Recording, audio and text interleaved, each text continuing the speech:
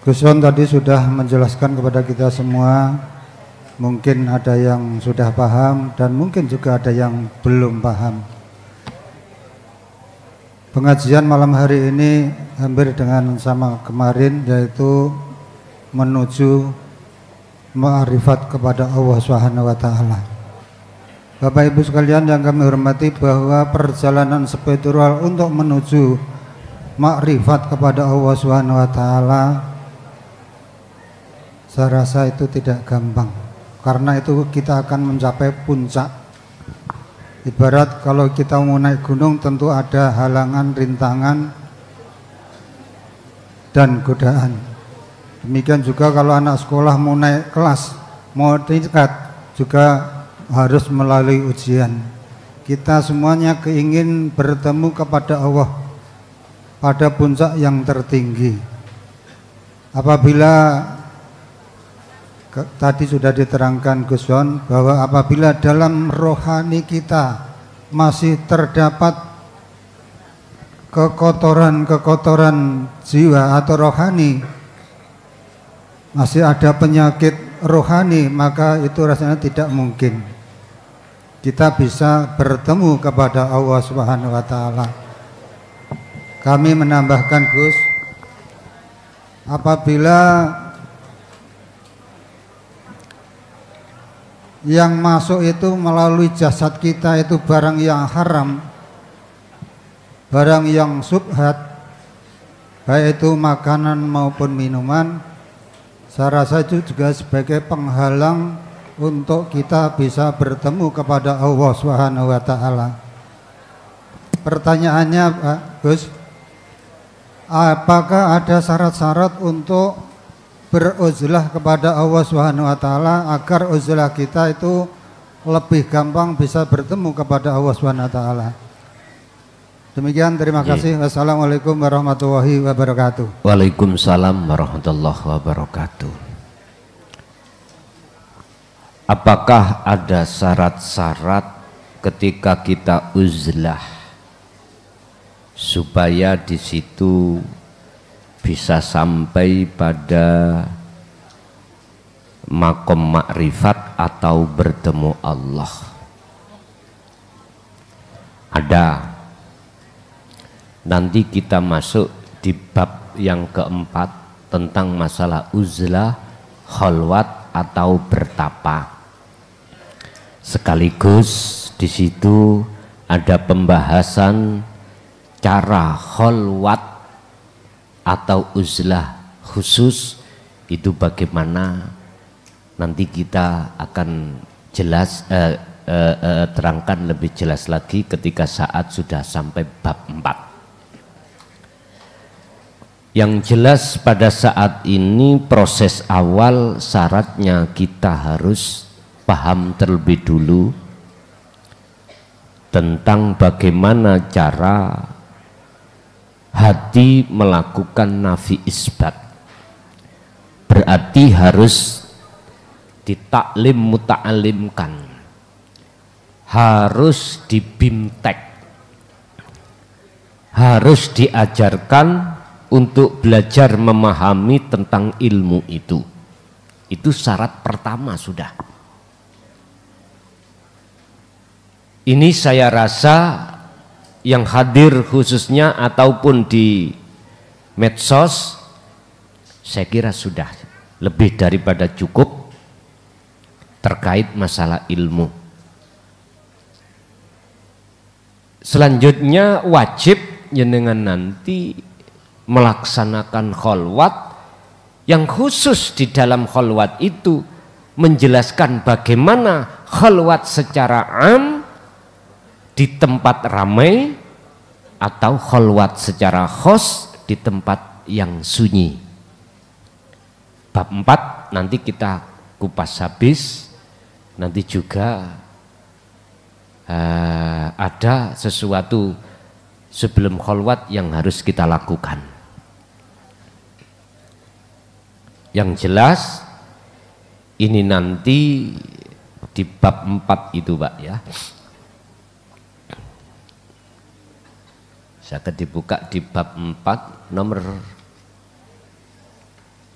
nomor berapa itu?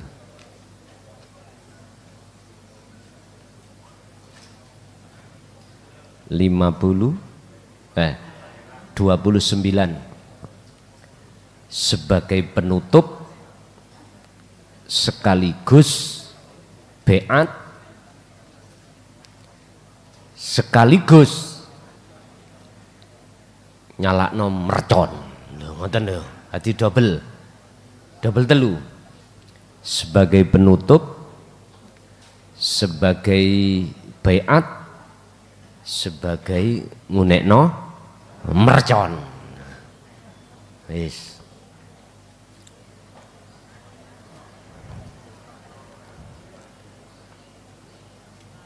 Entah nanti terjadi hari keberapa Ramadan nganut mawon. Dah. Kalau ilmu itu sudah jenengan dapatkan, paling tidak minimal jenengan paham tentang dzikir la ilaha illa anta, maka bisa nanti dilakukan itu. Urusan baiat secara simbolis itu adalah faktor proses aja, Pak. Dan perlu diketahui tentang baiat ini nanti 2025 cuman sekali di dalam bulan puasa Ramadan ini. Saya nggak buka baiat lagi sebelum dilaunchingkan kitab akhir. Sebab kitab awal ternyata ada edisi 2 sebagai pengiring kitab awal ini. Ya udah, maksud hatiku wis ndang cepet ndang mari, lah kok wonten melih loncingan maneh, wis rapopo, remek mesisan, remek, wis pokoknya dadi lakoni India lho Pak, remek lak kaitan. Diningkuk tambah remek akhirnya ya mbuh ngoten. Pun. Jadi syarat-syarat Pak untuk bisa ketika jenengan khalwat atau uzlah sampai bertemu Allah, diantaranya adalah ilmu amal. Ketika praktek di situ wis tak jupuk didik mawon. Kalau bisa secara khusus dulu jenengan ini udah apapun yang bersifatkan jasmani, apakah rogo sampen iki ngandung hadas besar adusa jinabato, ngandung hadas kecil wuduwa, kalau bajunya najis ganti sing wangi, sing suci, lalu laksanakanlah trap-trap sholat sunnah, apakah sholat sunnah tobat apa piye terserah. Setelah itu udah Anda bersyahadatlah secara syariati, mojo syahadat, sholawat, istighfar, sholawat, satu kali cukup, gak usah 70.000. Setelah itu diamlah, berlakulah hati ruhaniyahmu itu tentang dzikir sir dan sirul asrar. Fungsikan, bungkuslah dzikir sir lewat nafas dengan sirul asrar. Sebelumnya Anda berwasilah secara syariat dulu, monggo Fatihah nang para rasul, Fatihah para kekasih Allah, Fatihah kedua orang tua sampai terhadap Nabi Adam, monggo Fatihah nangone anak sampan sampai akhir zaman, monggo. Gak usah disebut jeneng-jenenge sitok-sitok, khususon anakku sampai tekan dino akhir Al-Fatihah. Dan khususon terhadap sedaya kekasih Rasul Al-Fatihah. Kekasih Allah sedaya Al-Fatihah.